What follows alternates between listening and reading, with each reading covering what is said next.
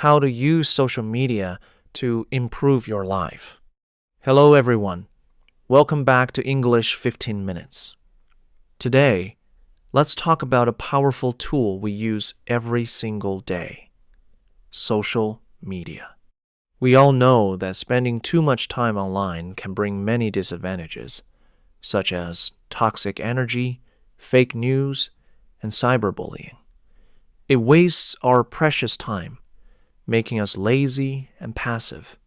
However, if you use social media moderately and mindfully, it can become an amazing tool to improve your life and expand your mind. First of all, social media is a powerful search engine. Instead of just reading gossip, you can use different platforms to find high-quality information quickly.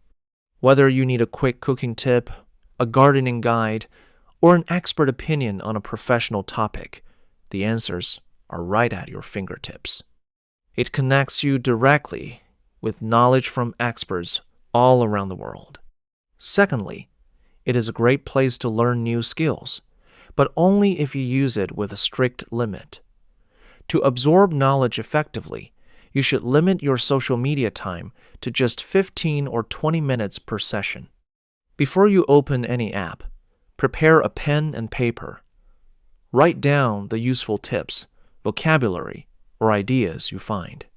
This simple habit keeps your mind active and stops you from mindlessly scrolling through useless content for hours.